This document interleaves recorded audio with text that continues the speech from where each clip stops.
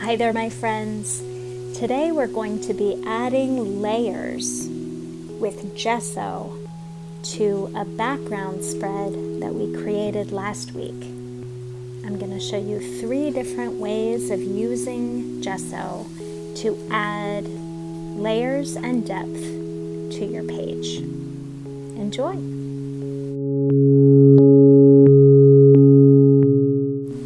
Prompt number 1. Cover a portion of your spread with a thin layer of gesso.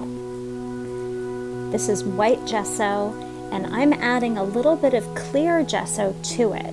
You could also add a little bit of Mod Podge or gel medium to just add a little touch of transparency to the gesso.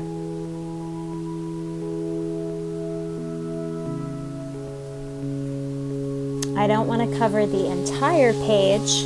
I want some of the vibrant background colors to peek through in an ungessoed portion of the page. You can look at your own page and determine what parts you want to gesso over and what parts you want to leave vibrant.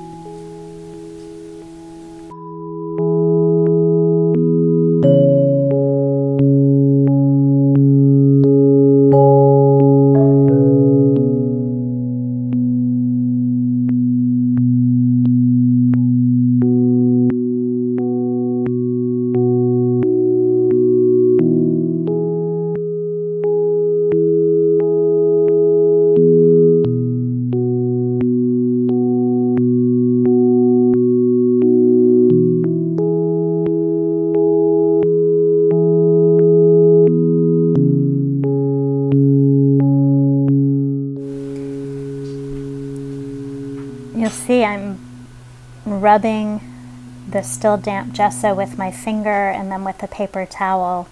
And what I'm doing here is just wiping away the brush marks from my paintbrush and creating just a touch more transparency. Prompt number 2. We're going to take a piece of parchment paper and cut some shapes out of it to turn it into a stencil, and then we're going to press gesso through the stencil onto the page. So you see here, this is parchment paper from my kitchen. You could also use wax paper or even just regular printer paper. I like parchment paper because it doesn't stick to my page. And I'm cutting out diamond shapes. You could choose to cut out circles or other shapes. And the idea is we are hand cutting a stencil through which we will apply gesso onto our spread. I'm varying the size of the shapes that I cut out of this parchment paper just to keep it interesting.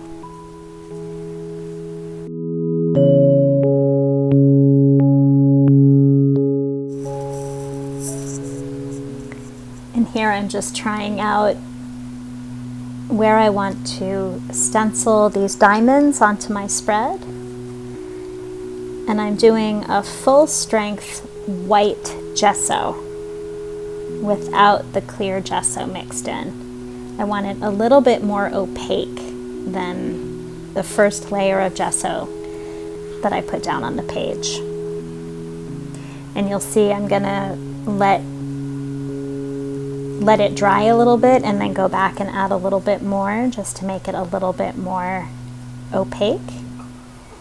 I'm using a stencil brush here, but you can also use a makeup sponge.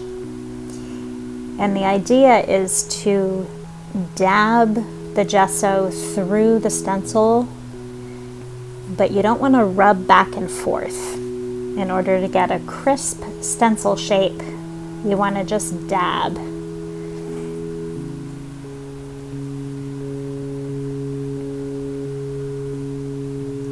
And I'm taking care to hold the stencil still and then going back over the areas that I already did after they've had a chance to dry for a moment, just to make the diamonds a little more opaque.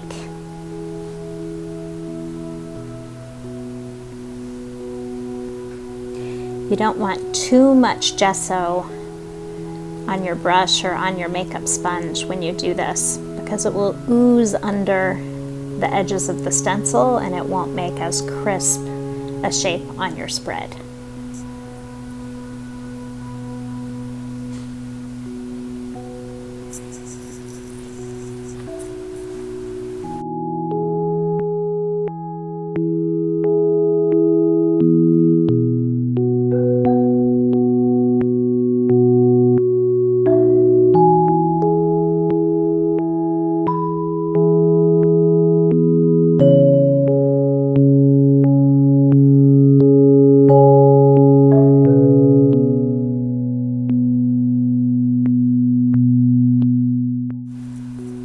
Prompt number 3.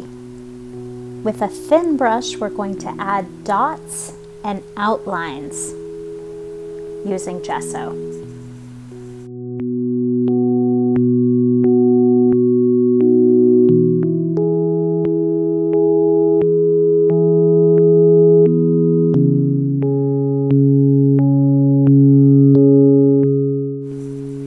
I like outlining the shapes.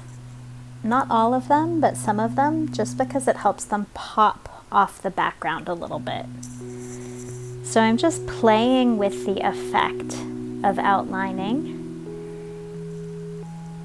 And you'll see that some of the shapes I choose not to outline, just to have some variation between how much it pops off the page versus how much the shape kind of recedes into the background. These variations are just adding to the quality of depth on the page. And now I'm moving on to creating some dots, which I always love.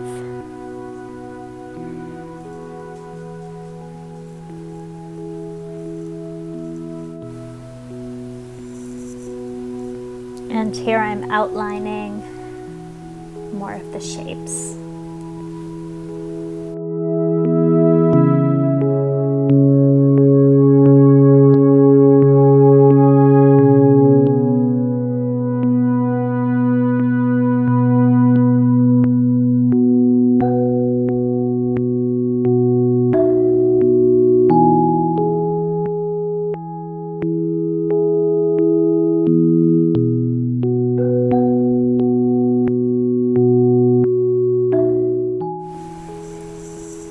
What I like here is that I can still see through that thinnest layer of gesso to the background spread underneath. And then with the diamond shapes and the dots, I'm playing with different degrees of opacity with the gesso. So some parts I can see through more clearly than other parts, and they all add, this variation adds to the sense of depth on the page visually.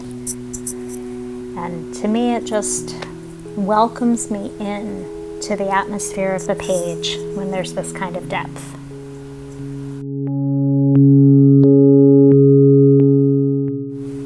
And this is what our page looks like for this week. Next week we'll go in and add another layer using gel pens or paint pens or even dip pens with ink. Enjoy!